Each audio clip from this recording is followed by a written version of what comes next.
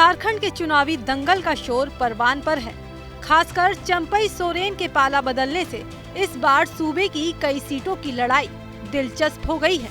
ऐसी ही एक सीट है जमशेदपुर लोकसभा सीट के अंदर आने वाली घाटशिला विधानसभा सीट, जिस पर इस बार सबकी नजरें रहने वाली हैं, क्योंकि इस सीट के सियासी केंद्र रहने वाले हैं चंपई सोरेन। बता दें कि घाटशिला विधानसभा सीट पर बीजेपी ने हाल ही में पार्टी में शामिल हुए चंपई सोरेन के बेटे बाबूलाल सोरेन पर मौका दिया है। तो वहीं दूसरी ओर है जेएमएम में चंपई सोरेन का विकल्प माने जाने वाले रामदास सोरेन, यानी चंपई के बेटे का टेस्ट तो होगा ही, तो वहीं कोल्हान में चंपई सोरेन का विकल्प माने जाने वाले रामदास सोरेन का भी टेस्ट होगा।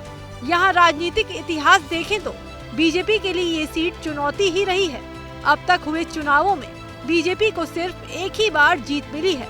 वहीं झारखंड बनने से पहले तक इस सीट पर लेफ्ट और कांग्रेस का ही दबदबा देखा गया, लेकिन 2000 में झारखंड राज्य बनने के बाद यहाँ का समीकरण बदल गया। 1995 और 2000 के बाद 2005 में हुए पहले झारखंड विधानसभा चुनाव में कांग्रेस के प्रदीप बलमुचू फिर जीते और लगातार तीसरी बार घाटशिला विधायक बने।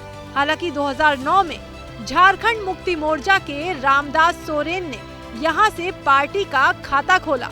हालांकि 2014 में मोदी लहर में लक्ष्मण टूडू ने बीजेपी को अब तक की इकलौती जीत दिलाई।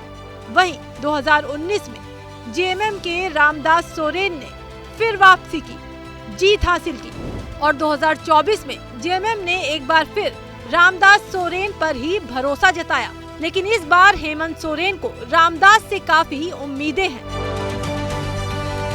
गौरतलब है कि जब चंपई सोरेन ने जेएमएम छोड़कर बीजेपी का दामन थामा था, तब हेमंत सोरेन सारे विकल्प तलाशने में लग गए थे और इस बीच मंत्रिमंडल विस्तार कर आदिवासी नेता रामदास सोरेन को मंत्री पद की शपथ दिलवाकर बड़ा संदेश दिया है।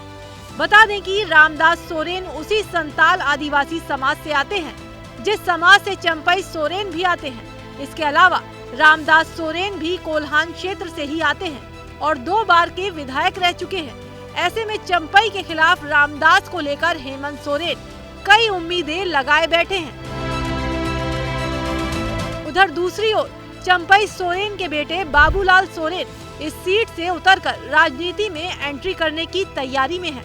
चंपई सोरेन ने बीजेपी को अपने बेटे के लिए लॉन्च पैड के रूप में चुना है। ऐसा इसलिए कि झारखंड में जेएमएम के बाद बीजेपी उनके लिए फिट बैठती है, क्योंकि दोनों पार्टियां अकेले दम पर सत्ता में आ सकती हैं।